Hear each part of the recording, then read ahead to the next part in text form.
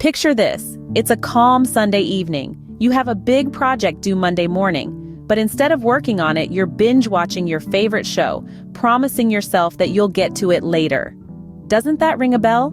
It's the classic case of procrastination, a phenomenon we've all experienced. Think about that time you had a mound of laundry to fold, but you told yourself, "I'll do it tomorrow." Or that important email you needed to send, but you kept pushing it to the back of your to-do list. Procrastination isn't just about delaying tasks. It's a dance we do with time, convincing ourselves that there's always later, tomorrow, or next week. But this dance often leaves us feeling stressed, overwhelmed, and less productive. And here's the kicker. Even though we know the adverse effects of procrastination, we still fall into its trap over and over again. Sounds familiar, doesn't it? We've all been there. But what if I told you there are ways to overcome this habit? Now let's dive into the mind of a procrastinator. What's really going on in there? Well, darling, it's a labyrinth of thoughts, emotions, and decisions.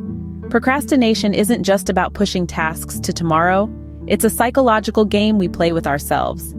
Fear of failure is a big player here. The thought of not meeting expectations, our own or others, can be paralyzing. It's like standing at the edge of a cliff, the fear of falling preventing us from taking the leap. Then there's perfectionism. Some of us are just wired to want everything just right. And when it seems we can't achieve that, we'd rather not start at all. It's like wanting to bake the perfect pie, but worrying it won't be apple-licious enough, so we never get to preheating the oven. And let's not forget the lack of motivation. Sometimes we just don't feel the spark, the drive to get things done. It's like wanting to dance, but the music just doesn't move you. So we see procrastination isn't just about laziness. It's a complex issue, but don't worry, there are solutions. So how do we combat this procrastination beast? Well, it's not as daunting as you may think. The first step is to set realistic goals. Now, I know what you're thinking, but I've got so much to do. That's okay.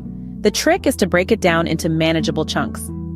Instead of viewing your task as a monolithic mountain, see it as a series of small hills that you can conquer one by one. This way, you're not overwhelmed by the enormity of it all.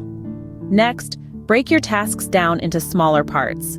This can be as simple as making a list and ticking off items as you go along. It might sound trivial, but the sense of achievement you get from crossing off items from your list can be a real motivator. Each tick is a small victory, and these victories add up. Before you know it, you've finished your task. Now don't forget to reward yourself after completing tasks. You've earned it. This doesn't have to be anything extravagant. It could be as simple as a cup of tea, a short break, or even just a moment to bask in the satisfaction of a job well done. These little rewards can work wonders in boosting your motivation and making the task at hand less daunting. But remember, it's not a one-size-fits-all solution. What works for one person might not work for another. So don't be afraid to experiment. Try out different strategies and find what works best for you. You might surprise yourself with what you can achieve when you find the right approach. And lastly, don't beat yourself up if you slip up. It's natural to have off days.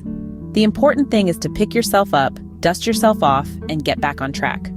Remember, overcoming procrastination isn't about being perfect. It's about taking small steps towards a more productive and less stressful life.